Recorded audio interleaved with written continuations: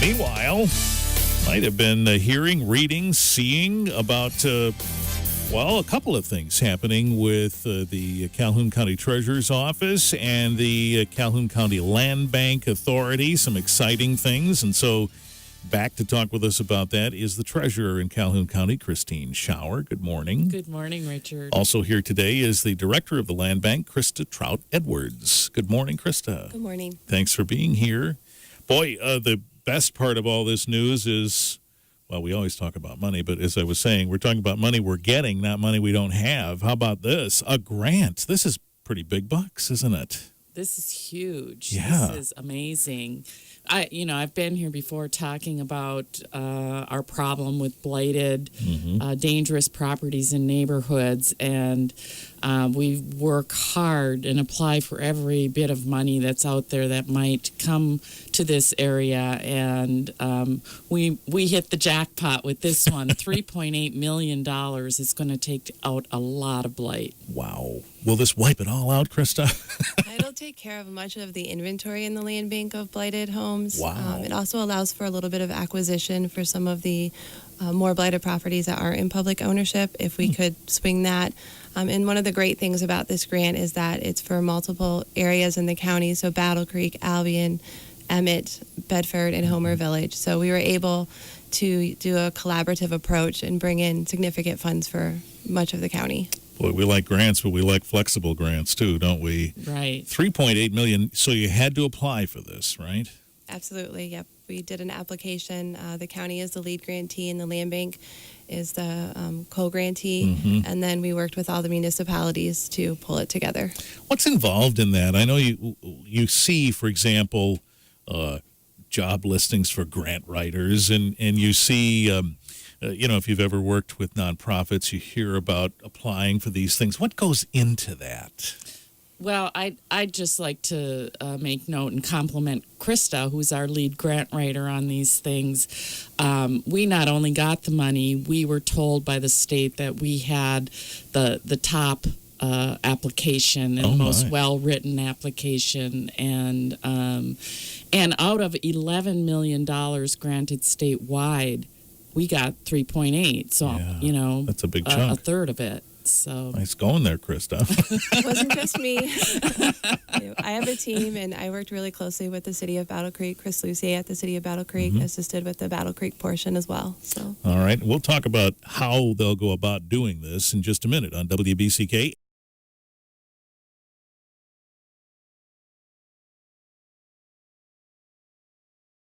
We're here with Krista Schauer, the treasurer in Calhoun County, and Krista Trout-Edwards, director of the Calhoun County Land Bank Authority. $3.8 million grant to combat blight across the county. How do you go about doing this? I mean, I think most of the time, I presume, you say, boy, I see these are the houses we'd like to get leveled and repurpose that land and so on, and you sit around trying to figure out how to pay for that. Now you have all this, so what's the challenge now? Finding enough crews to take it all down? What's the new challenge here, Krista? Really, the new challenge is just getting everything in place to get the procurement going and get the grant started. We have a pretty good approach. We've been doing a lot of demolitions for a lot of years, so it's just sort of amping that activity up to meet this amount of funding. And we have most of the sites selected. That was part of the grant application. So we know where we're going. We know what we're doing. It's just, getting everything in place to get started. We were talking about writing grants. Obviously, you can't just say, yeah, we're going to use that money for this. You have to show where you're going to use this. Exactly. There's a lot of research that has to be completed before you ever submit the grant. And we, at the county land bank, we always have a list going, a prioritized list of demolitions. And unfortunately, more come over there each year as a result of the foreclosure and tax auction non-sale process.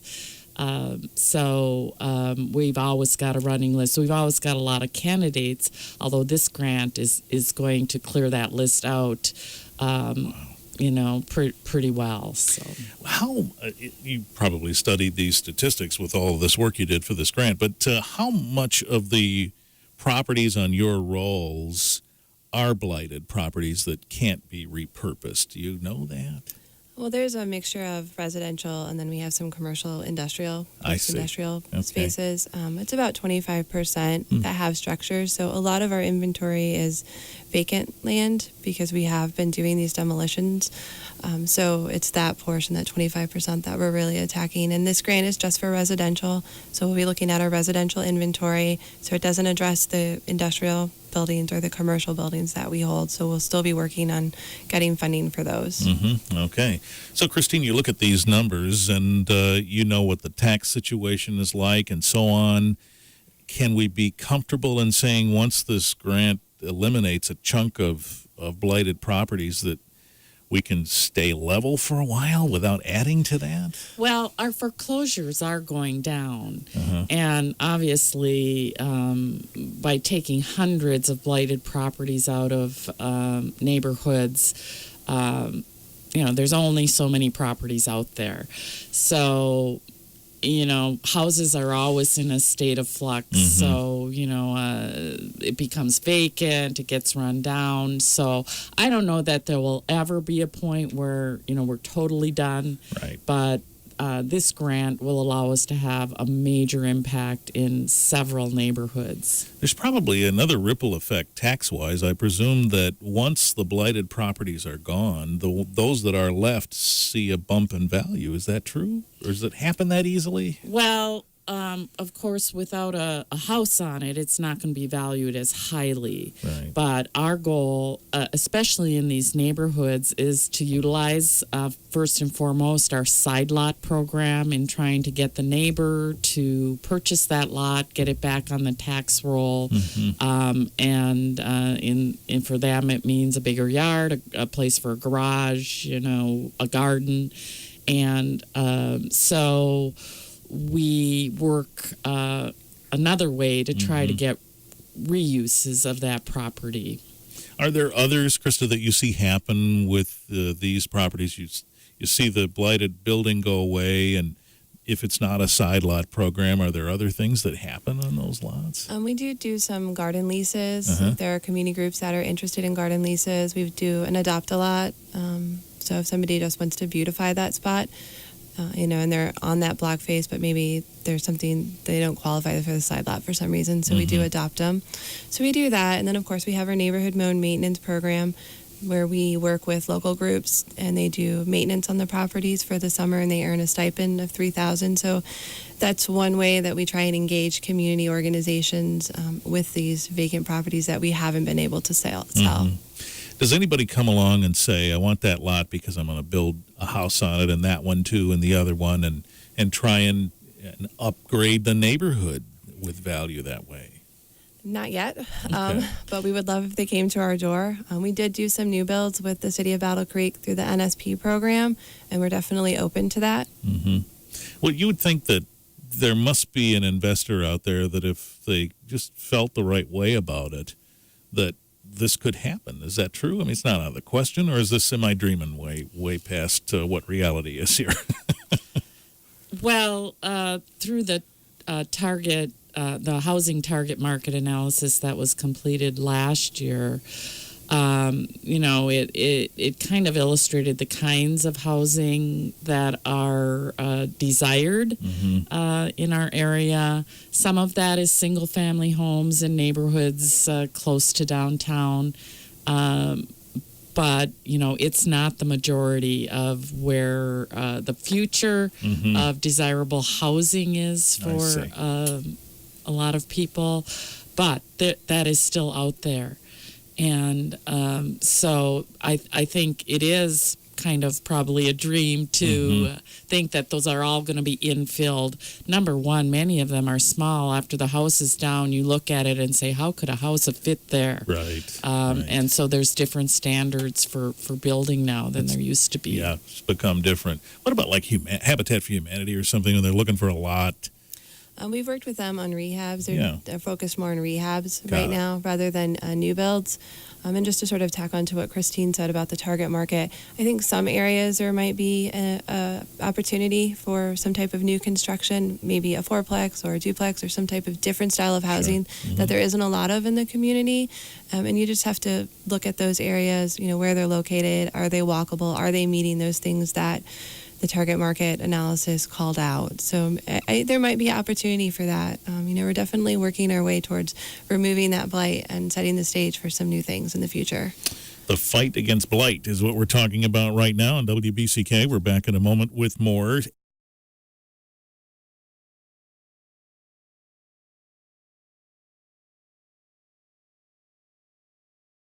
We're here with the treasurer in Calhoun County, Christine Schauer, and Land Bank Director, Krista Trout-Edwards. Been talking about the fight against blight. You probably heard about it, a $3.8 million grant to take care of blight, which, as Krista pointed out, accounts for about 25% of the properties on the rolls at the Land Bank, and this will help clear out most of that and maybe even leave you with a little extra, which would really be nice.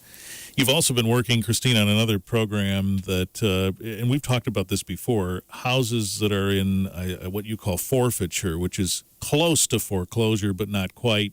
And we've talked a little bit about how you try and approach this situation and try and help people. And lately you've been going door to door. Yeah, we've been visiting every property that's in this state of forfeiture, which is about the year's time prior to foreclosure. So every year that happens, and we're out there knocking on doors. If we get someone to answer, we talk to them about their situation, offer to help them avoid that foreclosure if they need the help.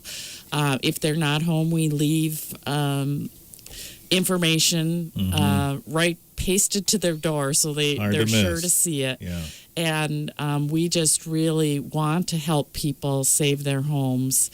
But we can't help you if we don't know you need that help. Right. So we do a lot of mailings as well, and really encourage people to open those. We don't want your house. We want to help you keep it, because we know that that's the beginning of all this blight, is when owners leave their house and it's sitting vacant, and bad things start to happen to it. Right. And I presume the presumption is when you're in a situation like that, if the doorbell rings and it's somebody a little official looking with a clipboard or something, I don't want to open the door. Yeah. So you have that hill to climb. Right. And, I also want to emphasize that my staff who are out there will be clearly wearing a shirt with a logo from my office. They will never come inside the house. They may take pictures of the house. They will want to talk if someone's there. But I just don't want folks to worry that they're going to try to come in and check out the house or anything of that sort. So we're there to help. And from a safety standpoint, that logo mention is important. You see the logo. And those who may be watching the video, I purposely wore this shirt because it's similar to what my staff are wearing out there. And while you say that, I'm moving the camera a little bit so folks can see that shirt and see that logo, and you'll be able to see that soon at WBCKFM.com. There it is, the logo on the camera. We'll share that on our blog. Okay. All right, well, congratulations on this great $3.8 million grant. Best written grant of the bunch. Congratulations there, and we'll look forward to see the work being done. Thank you both. Well, thank you for having us on.